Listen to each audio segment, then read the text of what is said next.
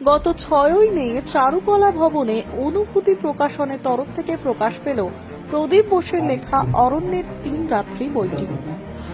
সৌরভ বিষয় বার্তা প্রকাশন বাংলার অন্যতম প্রকাশন, বাংলা বইয়ের প্রকাশনায় অন্যতম নাম। প্রতি বছরের মতো এবছরও নববর্ষে সেরা কিছু বই উপহার দিতে চলেছে পাঠকদের। 6 মে 2024 বিকেল 3টায় নন্দন চত্বরে অবনীন্দ্র সভাগৃহে সাহিত্যের আলোকে অনুভূতি অনুষ্ঠান। সঙ্গে থাকবে অতিথিকতা, রবি প্রণাম, কবিতা পাঠ, আবৃত্তি ও বই প্রকাশ।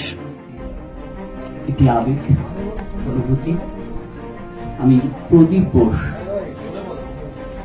বোস মহাশয়কে আসার জন্য অনুরোধ করছি। একটা অন্যরকম আবেগ এবং অরণ্যের 3 রাত্রি এই বইটি যখন আমি প্রকাশ করছি তখন আমি বুঝতে পারছি যে সময় কত কথা বলে। আমি অনুরোধ করব বইটি তুলে দেওয়ার জন্য। অরণ্যের 3 রাত্রি, লেখক প্রদীপ বোস, প্রকাশিত হল অরণ্যের 3 রাত্রি, লেখক প্রদীপ বোস। আবেগ অনুভূতি, যে অনুভূতি নিয়ে আমরা এত বড় অনুষ্ঠান করলাম, সেই অনুভূতিকার লেখায় আমি অনুরোধ করব ঋজুরেখা চক্রবর্তী।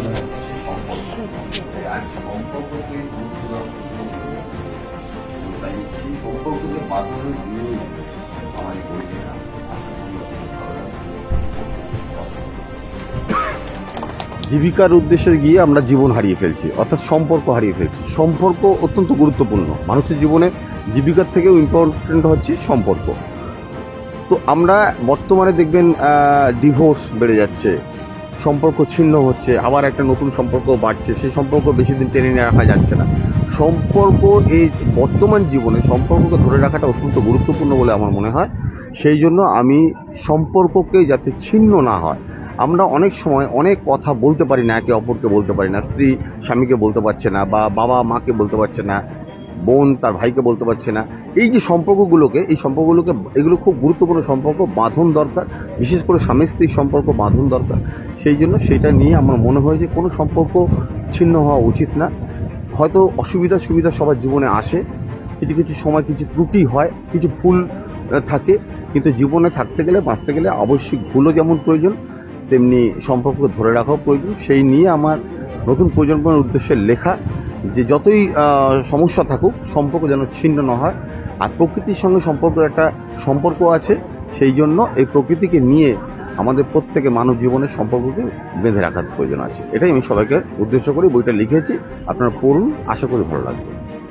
এই যে নতুন প্রজন্ম ধীরে ধীরে এই পড়াশোনার থেকে, বই পড়ার থেকে মেইনলি দূরে চলে যাচ্ছে, ফোনের ভেতর ঢুকে যাচ্ছে, তো তাদেরকে আপনি কি বলতে চান? না, আমি এটাই বলবো যে দেখুন, ডিজিটাল লাইফে জীবনে ইলেকট্রনিক্সের উন্নতি প্রয়োজন আছে, ঠিক কথা, কিন্তু তার একটা ব্যাড সাইড হচ্ছে যে আমরা বই পড়া ছেড়ে দিচ্ছি।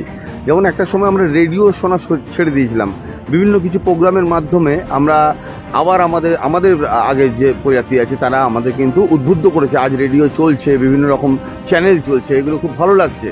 আজও যতই আমরা ডিজিটালে যাই না কেন, আমরা কিন্তু মহালয়ের দিনটি কিন্তু ভাঙা রেডিও সারানোর চেষ্টা করি, এবং সেই ভাঙা রেডিও সারিয়ে আমরা কিন্তু সেই রেডিওর দোকানে তালকে তাল ভিড় পড়ে যায়। তার মানে আমরা কিন্তু পেছনের সংস্কৃতিকে ভুলে যাচ্ছি না, আমরা ডিজিটাল লাইফে ব্যস্ত হয়ে পড়ছি। আর এই ব্যস্ততার মধ্যে দিয়ে সম্পর্ক হোক আর পুরনো জিনিস হোক, তাকে আঁকড়ে ধরতে হবে, যেরকমভাবে ধরে রাখতে হবে। এটাই আমি নতুন প্রজন্মদের উদ্দেশ্য বলবো। আর এই যে আপনি বইতে লিখেছেন, লেখার মাধ্যমে কি তুলে ধরতে চেয়েছেন? লেখার মাধ্যমে এটাই তুলে ধরতে চেয়েছি, আজও প্রকৃতি কিন্তু প্রত্যেকটা মানুষকে ভালোবাসে।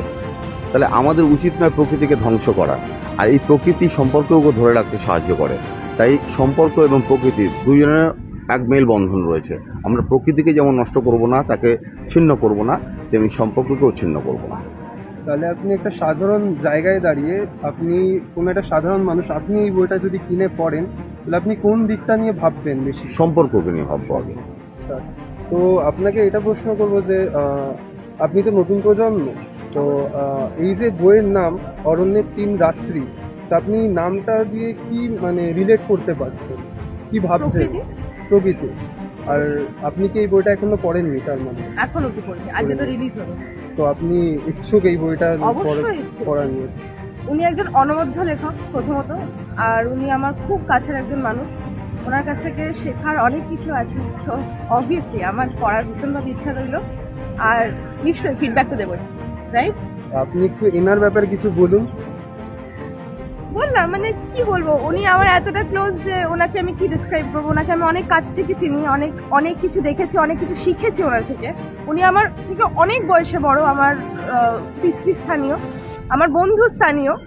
তো অবভিয়াসলি একটা মানুষ যখন পিতা এবং বন্ধু দুজনেই হয়, তো ওনার কাছ থেকে শেখার তো শেষ থাকে না। তো আগামী দিনে আমি আরো শিখবো ওনার কাছ থেকে অবশ্যই। তো আপনাদের যে মানে আমাদের মতো এই যে বন্ধুরা, তাদেরকে আপনি কি বলতে চান?